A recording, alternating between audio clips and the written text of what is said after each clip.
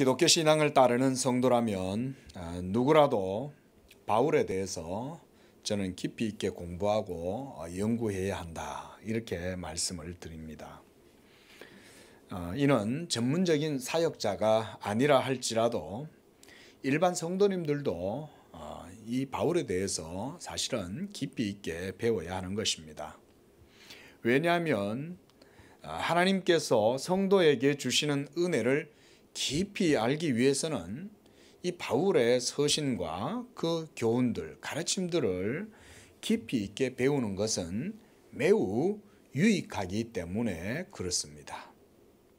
또한 사도 바울의 사상을 깊이 있게 이해를 하게 되면 바울이 증거하는 바 이 복음의 정수, 우리가 예수 믿는 믿음이 하나님의 말씀과 어떻게 연결되어 있고, 그리고 모든 영적인 진리들, 그 체계들에 대해서도 이해할 수가 있는 것입니다. 특히 바울의 여러 사상 가운데에 특히 율법과 복음에 대한 바른 이해를 갖는 것은 그 중에서도 가장 중요하다고 생각을 합니다. 왜냐하면 바울의 모든 서신과 교훈들, 그런 가르침들을 보면 그 주된 내용이 이 율법과 복음에 대한 이해와 그 가르침, 그런 교훈들에 집중되어 있기 때문에 그렇습니다. 그리고 율법과 복음을 이해하고자 하면 우리가 반드시 이 율법 언약과 복음 언약, 이 두 가지를 성경적으로 바르게 이해해야 할 필요성을 느끼게 됩니다. 그래서 바울이 이신칭의, 즉 믿음으로 의롭다함을 얻게 되는 이 교리를 설명하기 위해서 아브라함 언약을 이끌어 들여 가지고 설명하는 이런 부분들은 우리 기독교인들이나 또는 전문적으로 말씀을 증거하는, 사역하는 그런 분들에게 사실은 주의 깊게 연구해야 할 깊은 주제라고도 할 수 있어요. 여러분, 신학을 목회자들만 한다, 이런 생각은 안 하시는 게 좋습니다. 우리 성도님들도 하나님의 주시는 은혜를 따라 가지고 하나님의 말씀을 풍성하고 깊이 있게 배울 수 있다면요, 얼마든지 신학 공부를 하면 좋습니다. 신학은 목회자에게 나는 열심히 봉사하고 이런 것은 없습니다. 우리가 하나님의 말씀을 깊이 알면 알수록 우리의 신앙이 더욱 깊어지고 그것으로 인해서 우리가 하나님을 영화롭게 할 수 있기 때문에 하나님께 대한 이런 지식들을 깊이 배우는 것은 우리에게 있어서 모두 다 동일하게 필요한 것이다, 저는 그렇게 생각을 합니다. 기독교에서 이 언약이라는 이 단어의 무게와 가치가 우리가 얼마나 중요한지를 또한 생각을 해봐야 합니다. 언약, 이 언약을요, 우리 성도들이 깊이 배워야 돼요. 언약이라고 하는 주제도 그렇게 따지면은 아주 포괄적이고 성경 전체가 다 이 언약의 말씀이잖아요. 그래서 우리가 성경을 테스트먼트 이러면 그거 유언이다, 약속의 말씀이다, 이런 의미인데, 여러분, 이 성경 전체가 다 이게 하나님의 약속의 말씀이라고 그래서 우리가 구약 신약 이런 식으로 우리가 부르는 거 아닙니까? Old Testament, New Testament. 그 구약 신약, 이 하나님의 약속의 말씀 전체가 성경이라는 거죠. 그러니까 성경에서 이 언약이라는 주제는 사실은 가장 포괄적인 주제라고 할 수 있어요. 자, 이런 것에 대해서 이후에 더 많이들 나눌 수 있을 것이라고 생각을 합니다. 자, 율법과 복음의 관계를 바르게 설명하기 위해서 많은 주석가들과 설교자들이 참 많이 설명을 합니다. 그런데 성경에 기록된 증거 이상, 그것 이상으로 어떤 산뜻하고 명쾌한 어떤 자기만의 해답, 결론, 이런 것들을 내리려고 하는 것은 사실은 어리석은 짓이라고 할 수가 있어요. 그래서 이것은 말씀 사역을 담당하시는 분들은 아주 주의를 하셔야 돼요. 성경 이상의 어떤 증거와 결론을 우리가 이끌어낼 수 있다? 천만에요. 그런 거 없습니다. 그러면 성경 속에는 답이 없다는 얘기입니까? 아니잖아요. 답이 없으니 뭔가를 이끌어내겠다는 거 아닙니까? 그게 아니에요. 성경 속에는 명확하게 사실 답이 다 제시되어 있어요. 왜냐하면 성령께서 이미 성경을 통해서 믿음으로 죄인이 의롭게 되는 이 구원의 진리, 복음의 교의라고 할 수 있죠. 도구마. 이 교의를 이미 성경 속에 가득하게 진술해 놓고 계시기 때문에 분수를 넘어서서 자신이 뭔가 대단한 진리를 발견해내는 양, 자신만의 뭔가 독특한 어떤 이론이 있다는 식으로 막 재치를 부린다. 이런 것은 여러분 삼가해야 되는 것입니다. 자, 제가 드리는 말씀은 뭐냐면 성경 속에 이미 모든 답이 다 제시되어 있다는 거예요. 그래서 성경을 건전한 이성으로 읽기만 하면, 겸손한 마음으로 하나님을 경외함으로 성경을 대하기만 하면 누구라도 그 성경의 뜻을 깊이 깨달을 수가 있어요. 그래서 우리가 굳이 이러한 교리에 대해서 새롭게 해석을 하거나 거기에 무언가 사족을 덧붙일 필요는 없다는 것입니다. 그럼에도 많은 사람들이 여전히 이 율법과 복음의 관계를 이해하는 데 있어서 어려워하고 또 난해함을 느끼게 되는 것은 말씀드렸듯이 성경의 증거가 불투명하거나 뭔가 흐릿해서 그런 것은 아니에요. 그럼 누구한테 문제가 있을까요? 그것을 잃는 그 사람 자신에게 있는 것이겠죠. 그래서 그들이 믿음으로 말미암아 의롭다함을 얻게 되는 이 이신칭의에 대한 확신을 성경의 증거를 통해서 명확하게 붙들지 못하기 때문에 그런 문제가 생겨나는 거예요. 예수 믿는 믿음을 굳게 붙들면 성경에 증거하는 바 사람이 의롭게 되는 이 이신칭의의 교리를 쉽게 받아들일 수가 있습니다. 믿으시기 바랍니다. 진리는 어렵지 않아요. 예? 차범근 선수하고 그 아들 차두리 선수가 저 멀리 있는 어떤 통에 공을 뻥 차서 그 통에다가 쏙 집어넣는 거예요. 근데 공을 딱 집어넣고 나서 뭐라고 하냐면 어렵지 않아요. 쉬워요. 이렇게 하는 거예요. 그걸 보는 일반 시청자들은 무슨 생각을 할까요? 축구 선수가 아닌 사람들은 황당한 소리 하네. 저거 뭐가 쉬워. 10m나 멀리 떨어져 있는 그 바켓스에 공을 뻥 차가지고 집어넣고는 이 부자가 둘 다 나란히 쉬워요 라고 얘기하는 거예요. 제가 그걸 보면서 참 저게 우리 기독교 신앙도 저렇지 않냐. 하나님에 대한 믿음만 갖고 있으면 성경은 쉽습니다. 그러면 왜 어렵게 느껴질까요? 그거는 하나님에 대한 믿음이 여전히 우리 가운데 부족하고 연약하기 때문에 그런 거예요. 그래서 주님이 뭐라고 하셨어요? 우리가 하도 믿음이 없으니까 너희에게 한 겨자씨만한 믿음만 있어도 라고 하는 거예요. 예? 그 겨자씨라고 하는 것은 아주 작은 거 아닙니까? 작은데 그 겨자씨만한 믿음은 어디서 나오냐? 하나님의 말씀의 능력에서 나오니까 겨자씨만한 것만 있어도 우리의 여러 연약함과 무지함과 강팍함과 이런 모든 것들을 이기고 겨자씨가 이긴다 이 말인 거죠.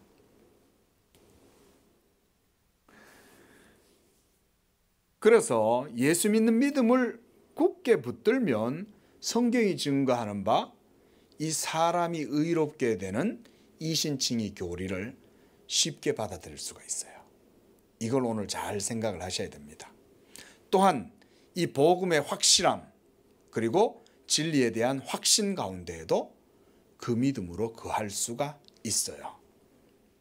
왜 예수 믿는 믿음에 어려움이 생겨날까요? 머리가 나빠서? 이해력이 떨어져서일까요? 왜 많은 사람들이 이단에 끌려갈까요? 여러분 이단에 끌려간 사람들요, 세상에서 우리 기준으로 보면 인간적인 기준으로 봤을 때 여러분도 더 대단한 분들 많습니다. 법관 출신들도 있고 인텔리한 분들이 얼마나 많은지 몰라요. 서울대 출신들도 그 가면 많아요. 이재록이 예전에 그 다니는 교회도요. 뭐 보면 막 밑에 서울대에 있는 사람들 뭐 무슨 대단한 사람들이 그 밑에 막 있어요. 세상에서는. 그 사람들이 머리가 모자라서 그런 사람 밑에 가 있겠냐 이거예요. 저 이만희 있는 신천지 거기도 가보세요. 세상적으로는 나름대로 잘 나가는 사람들 많이 있을 겁니다. 뭐 제가 누군지 말을 안 해도 어떤 연예인들도 있다 그러죠. 구원파 같은 데도 어떤 연예인들 있다 그러죠. 그 사람들이 뭐 모자랍니까? 아니에요. 결국 무슨 문제입니까? 믿음의 문제인 거예요. 믿음의 문제. 그래서 여러분 이렇게 신앙을 이성이나 이 세상의 어떤 것들로 생각하는 것은 복음의 방식을 바르게 이해하는 게 아니죠. 복음의 방식은 사람의 지혜와 지식, 그리고 사람의 의지, 사람의 열정, 패션, 그 다음 감정, 이런 모든 것에 의한 것이 아니에요. 도리어 복음의 방식은 그런 인간적인 일체의 모든 의지, 인간의 노력, 그리고 인간의 행위, 이런 모든 것들을 복음의 방식은 부정합니다. 그래서 사도 바울이 이렇게 말하죠. 지금도 얼마나 많은 사람들이 십자가의 원수로 행하는지 내가 모른다. 십자가의 원수라는 얘기는 뭡니까? 자기를 부인하지 않는다는 거죠.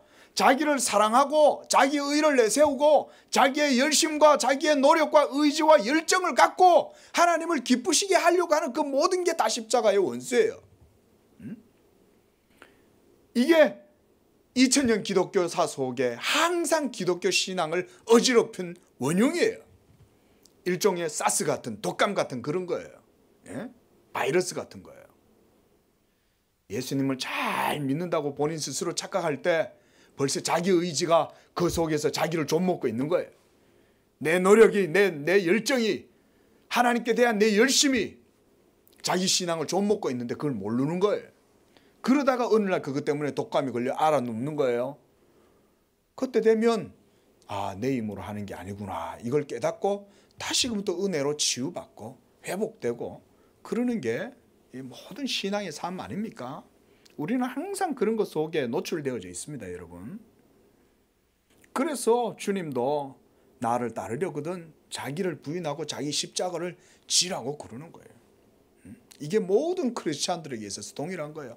목사님들도 예외가 없고 장로님들도 예외가 없고 아무리 뛰어난 성인이라도 이거는 다 예외가 없어요.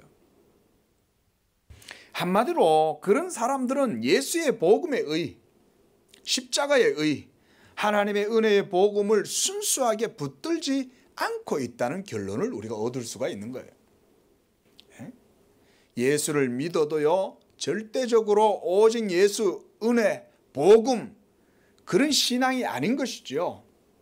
무리는 신앙을 말하고 무리는 은혜를 말하고 입으로는 예수 믿는다고 말을 해도 그들 속에 있는 불순물들은 절대 신앙이 아니라 인간적인 여러 가지 인간적이고 그런 혼합된 것, 이런 것들로 인해서 그들은 예수 믿음을 추구하는 것입니다. 그래서 항상 이런 이들은 행위의 의와 믿음의 의, 한마디로 이 복음, 율법과 복음, 이 두 가지 사이에서 자신이 균형을 맞출 수 있다는 식으로 생각하면서 신앙생활을 합니다. 여기 쏘으면 안 돼요, 여러분. 그래서 이런 사람들은요, 자기 스스로 은혜와 행위, 이 두 가지를 잘 이렇게 배합하고 밸런스를 잘 맞출 수 있다는 이런 자만심을 갖고 있기 때문에 결정적으로 성령을 의지하지 않습니다. 그래서 성령을 의지하는 것처럼 보여도 성령을 의지하기보다 도리어 성령을 이용하려고 해요.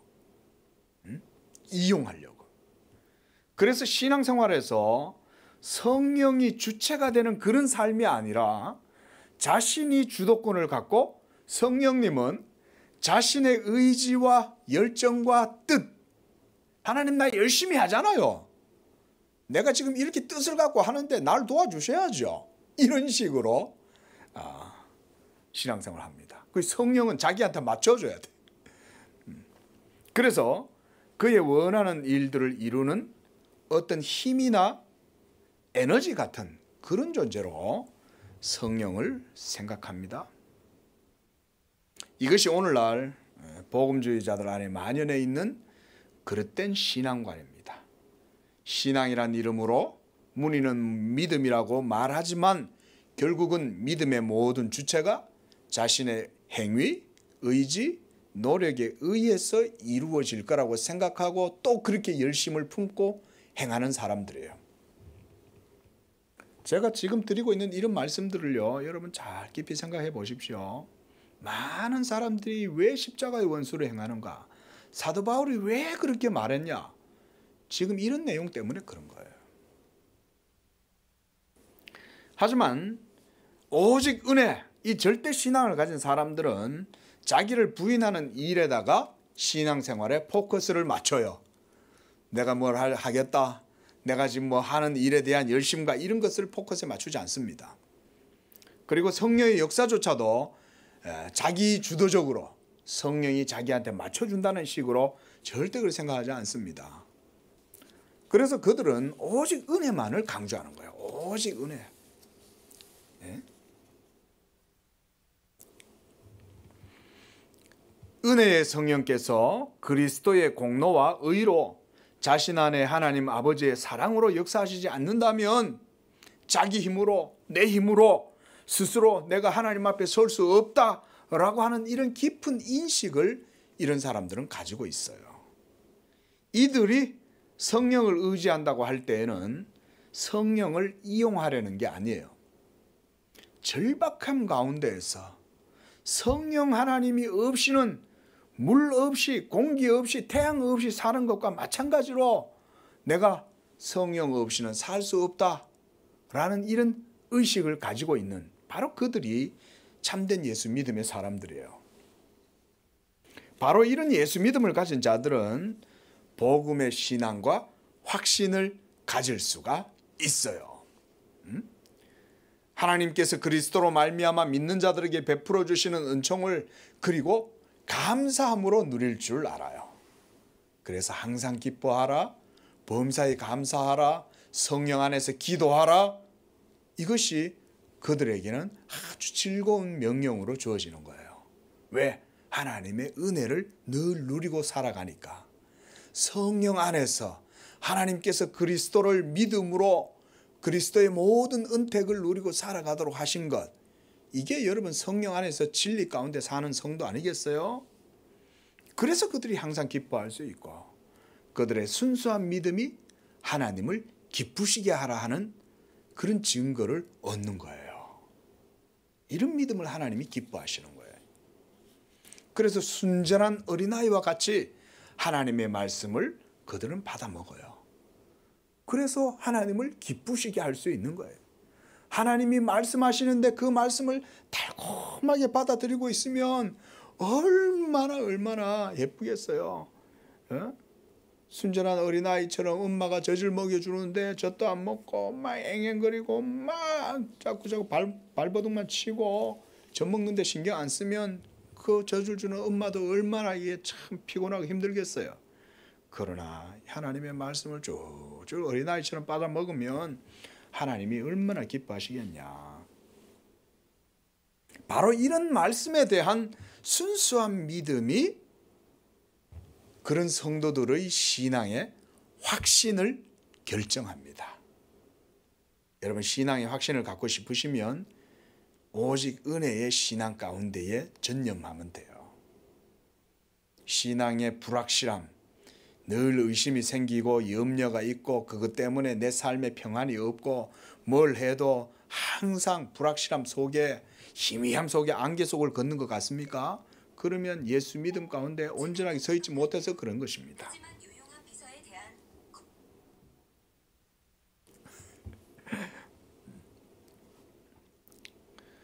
자, 자기 의의 자랑과 만족감에 사로잡혀 있는 그런 사람들은 그래서 구원의 확신에 있어서 헷갈리고 항상 우왕좌왕하는 거예요.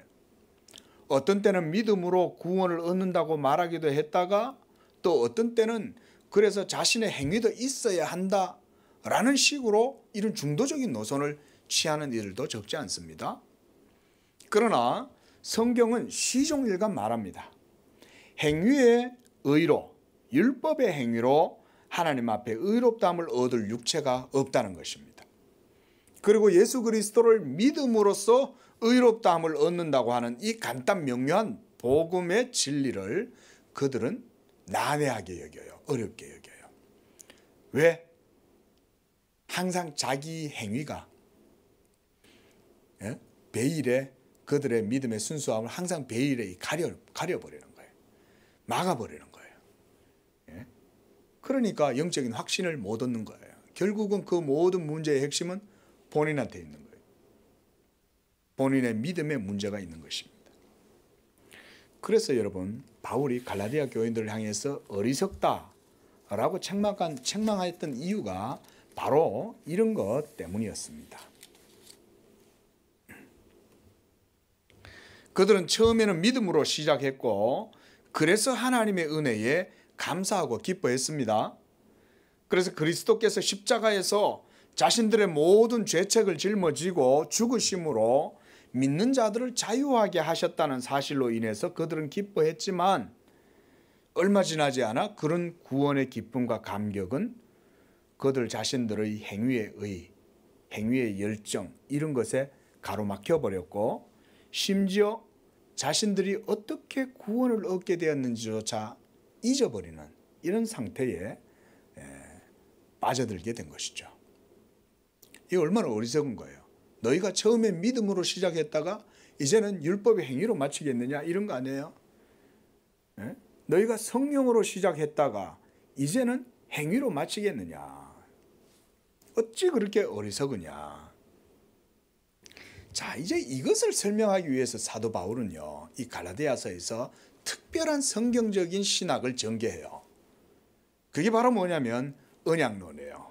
이 사도 바울의 언약론이 이런 데서 나오는 거예요. 그래서 여러분, 언약론이 발전하게 된 것은 율법과 복음 사이에서의 이런 충돌, 방금 계속해서 제가 말씀드렸던 율법의 의와 복음의 의 이 두 가지를 바르게 이해하기 위해서는 이 언약에 대한 성경적인 이해가 있어야 하는 것입니다. 사도 바울이 이거를 그래서 갈라디아 교회에 증거하는 거예요.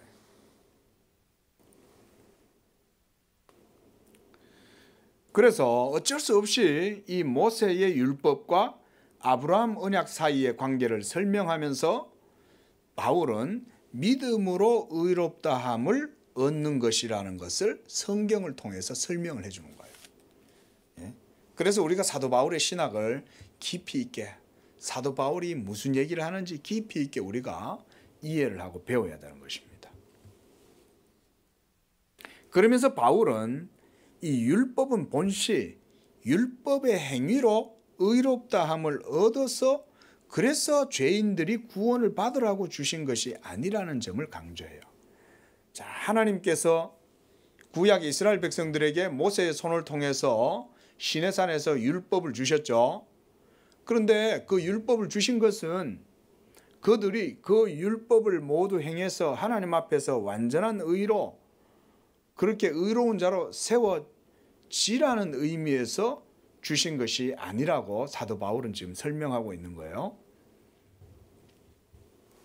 하나님의 본래 의도는 뭐냐? 율법의 의를 대면하고 깨달았을 때 자신의 비참함을 깨닫고 나서 그 다음에 비참함을 깨닫게 되면 어떻게 돼요? 절망하고 좌절하고 낙담하고 침체되고 우울해지고 그렇게 하라는 건가요? 그게 아니죠. 예?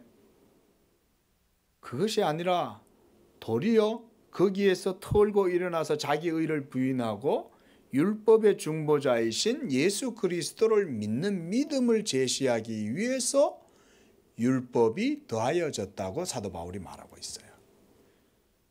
여러분, 하나님 앞에서 자기 연민은 의로운 게 아닙니다. 어떤 사람 그런 사람이 있어요. 간혹 가다가 교육자들한테 와서 상담을 청하는 분들 들어보면요, 가만히 들어보면 자기 연민에 빠져 있어요. 자기 연민에 빠져가지고 자기 침체 속에서 연약함 속에서 힘들어하는 것까지는 이해는 돼요, 인간적으로. 그런데 목사는 뭘 얘기를 해줘야 될까요? 그걸 털고 일어나서 예수를 바라보십시오. 이게 기독교 상담의 기본적인 내용 아니겠어요? 예수를 바라봐야 치료가 되잖아요. 회복이 되고. 하나님이 예수를 통해서 채워주는데 예수 믿음은 없고 자기 연민만 있잖아요. 그것은요, 교만을 가장한 겁니다. 자기 연민은. 그 율법을 통해서 내 연약함을 철저히 깨닫고 내 비참함을 깨달았을 때 그 가운데에서 죽을수 앉아가지고 자기 연민에 빠져갖고 슬퍼하고 우울해하고 하는 것은요, 의로운 게 아니에요. 그것으로는 절대로 여러분 치료되지도 안 하고 회복되지도 안 하고 위로도 되지도 안 하고 평안을 얻지도 못해요. 예수를 바라봐야 되는 거예요. 그래서 목사들이 상담을 하면 목사님들이 예수 그리스도를 제시를 해야 되거든요. 그러면 그리스도를 제시하면 그 그리스도를 바라보는 믿음을 가져야 되는데 믿음의 자리로는 안 나오는 거예요.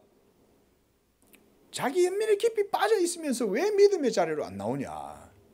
그것은 교만을 가장하기 때문에 그런 거예요. 예수의 의를 의지하지 않겠다는 거예요. 여전히 내 연민에 빠져서 자기를 즐거워하고 자기를 누리고 있는 거죠.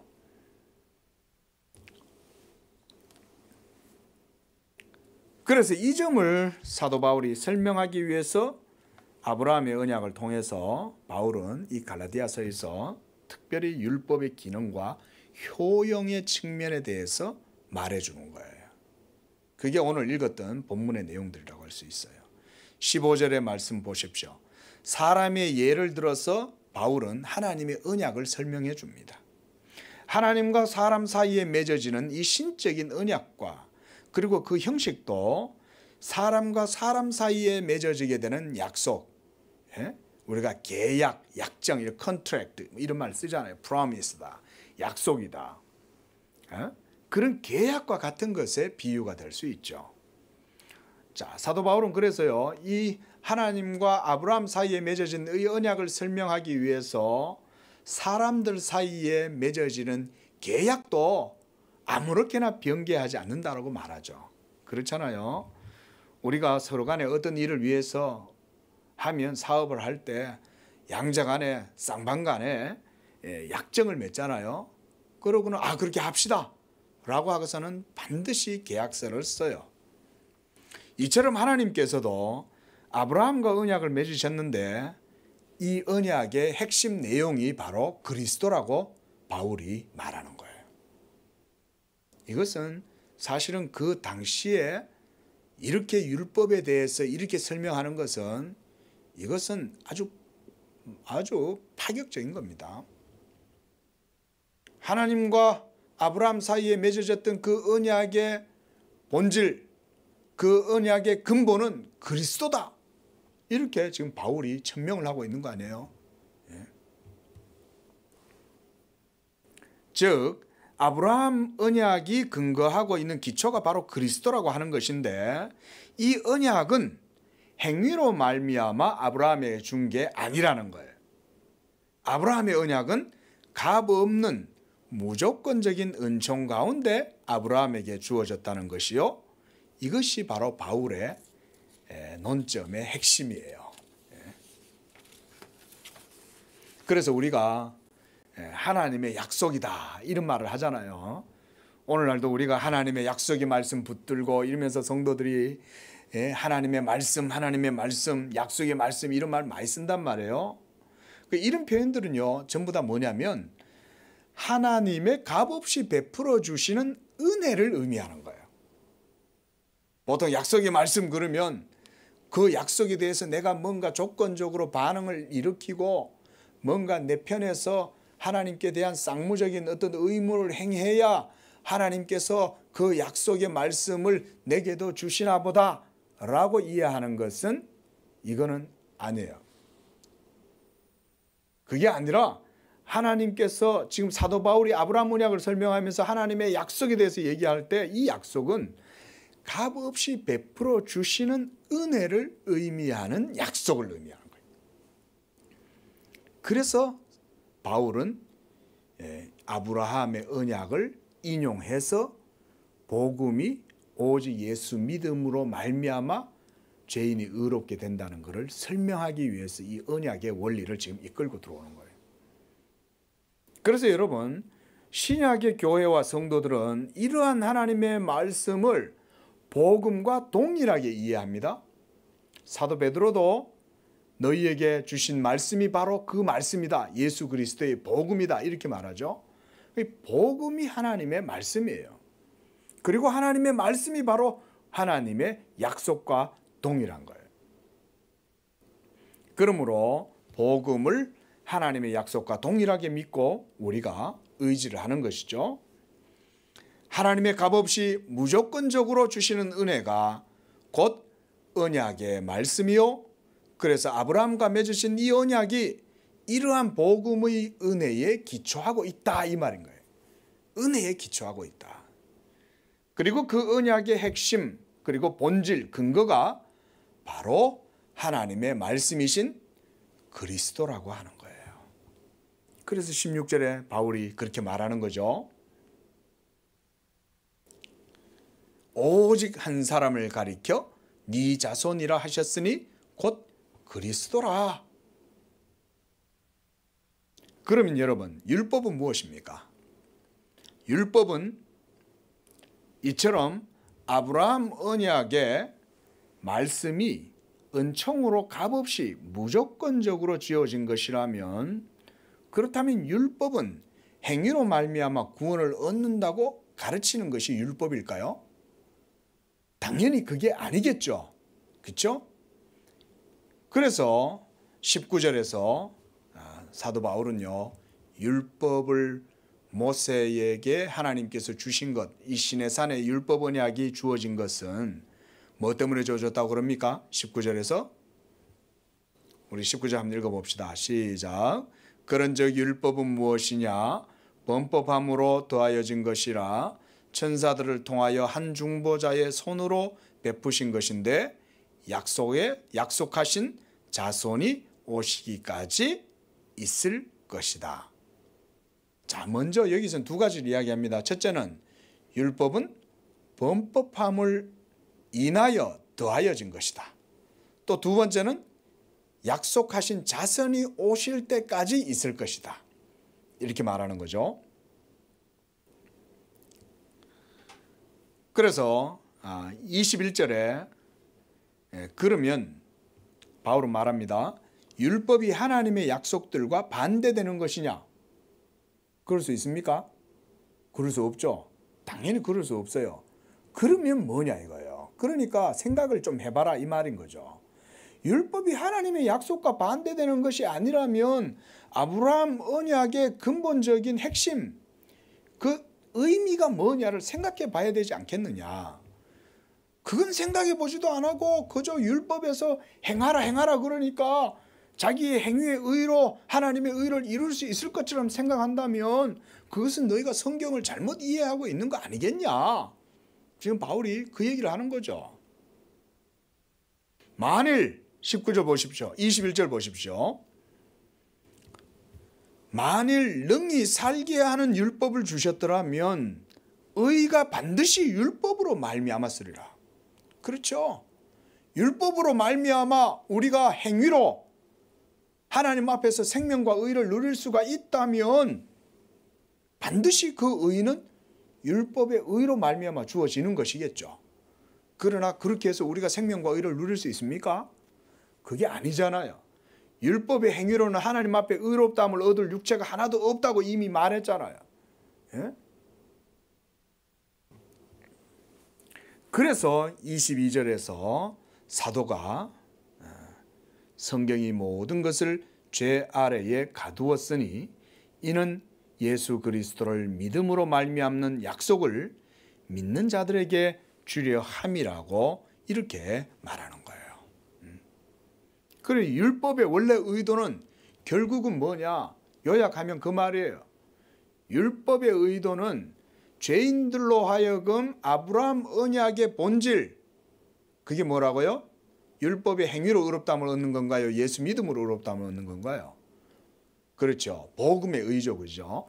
이 복음의 의가 그 아브라함 언약 속에 있으니 이 율법의 의로 말미암아 너희가 죄를 깨닫고 중보자이신 이 율법의 중보자이신 그리스도를 찾고 아브라함 언약 가운데 약속된 이 그리스도, 약속하신 자손, 그 자손을 너희가 굳게 붙들고 찾아라 이 말이죠.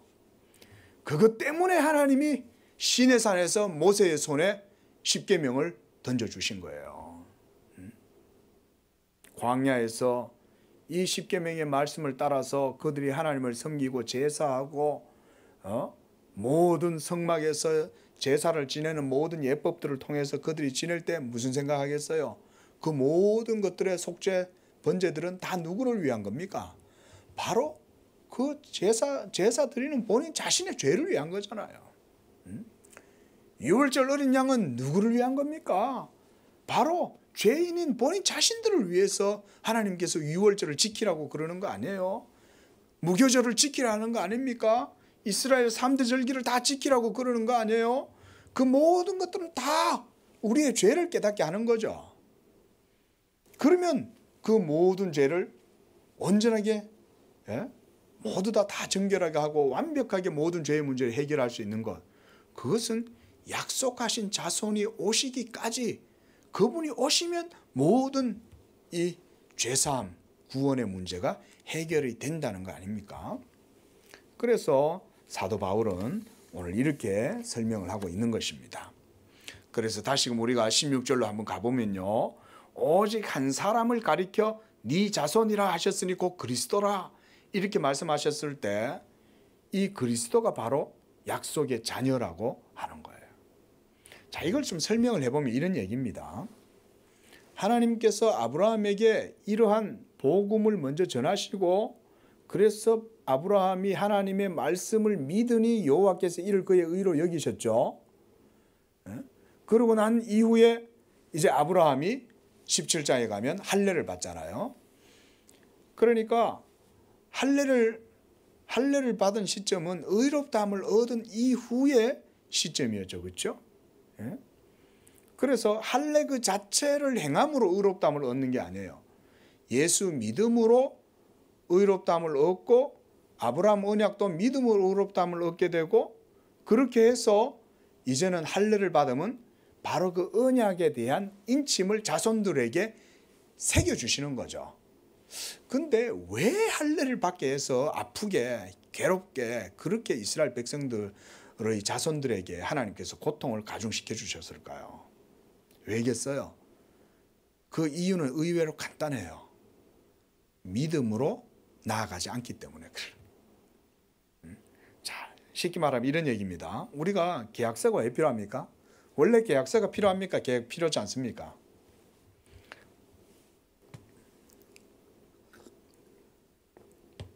원래는 계약서는 필요치 않습니다.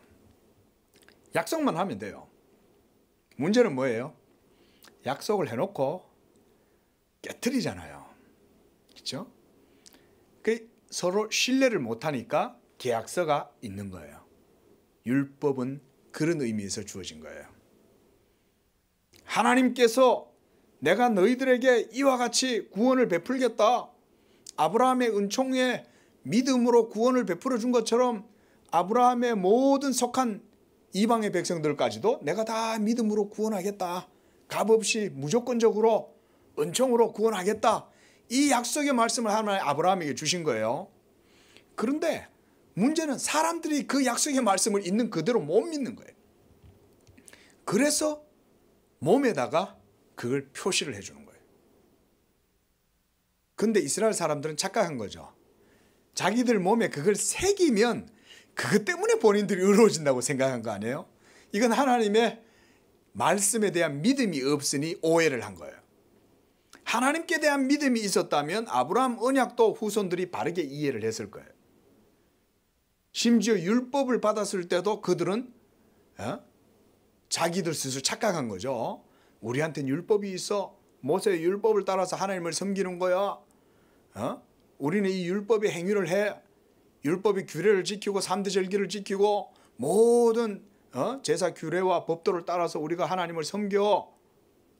그러면 그것으로 의로워지냐는 거예요. 그게 아니잖아요. 예? 당연히 행위로 의로워지는 것이 아니겠죠. 마음이 더 중요하잖아요. 그래서 그런 것들을 주셨다는 거예요. 할례도 믿음이 없을까 봐, 믿음을 잃어버릴까 봐, 믿음을 벗어날까 봐 할례를 몸에 새겨주는 거예요. 그거 안 새겨주면 할례에 대한 표시가 없으니까 믿음이 제대로 유지가 안 될 거 아니에요. 근데 할례의 표를 가지고 있으면 무슨 생각하겠어요? 우리는 언약 백성이야. 우리한테는 이 할례의 표시가 있어. 그러니 우리는 하나님을 섬기는 사람들이야. 이런 마치 주민등록증 같은 그런 걸 가지는 거 아니에요? 시민권 같은. 모세 율법도 그런 의미에서 주어진 거예요. 그 사도 바울이 지금 이 언약의 본질은 믿음으로 의롭다함을 얻는 것이고, 그래서 아브라함에게 하나님께서 약속하신 그 자손, 그래서 여럿을 가리켜 네 자손이라 하지 아니하고 오직 이삭에게서 난 자라야만이 네 자손이라 할 것임이라. 예?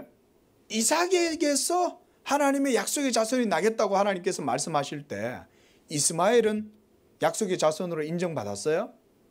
이스라엘은 하나님의 언약에서 쫓겨났어요. 이스마엘은. 예? 그리고 야곱과 에서에게서도 하나님은 동일하게 징표를 주시는 거예요. 에서는 미워하였고 야곱은 사랑하였다. 왜? 야곱에게서 약속하신 자손이 예언되어져 있기 때문에.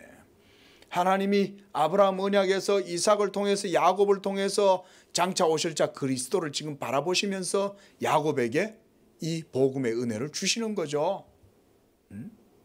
말씀을 맺겠습니다. 사랑하는 성도 여러분, 예수 믿는 여러분들 모두도 이와 같이 하나님의 약속의 자녀인 줄로 믿으시기 바랍니다. 하나님의 약속, 하나님의 복음의 은혜 가운데 하나님께서 여러분들을 붙들고 계시는 거예요. 이것이 바로 예수 믿음으로 말미암아 지금 신약 성도들도 여전히 아브라함과 같은 믿음의 복을 받는 거예요.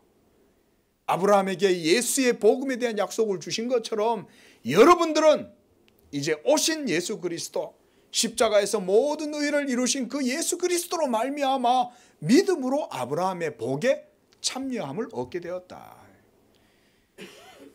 그러므로 성도 여러분, 오직 예수 그리스도, 그 믿음으로 하나님 앞에 의롭다함을 얻는다는 이 믿음을 굳게 가지고 하나님을 기쁘시게 하고 성령 안에서 하나님과 동행하는, 그래서 하나님을 기쁘시게 하는 자라 하는 증거를 얻는 우리 모든 성도님들 되시기를 축원드립니다. 기도하겠습니다.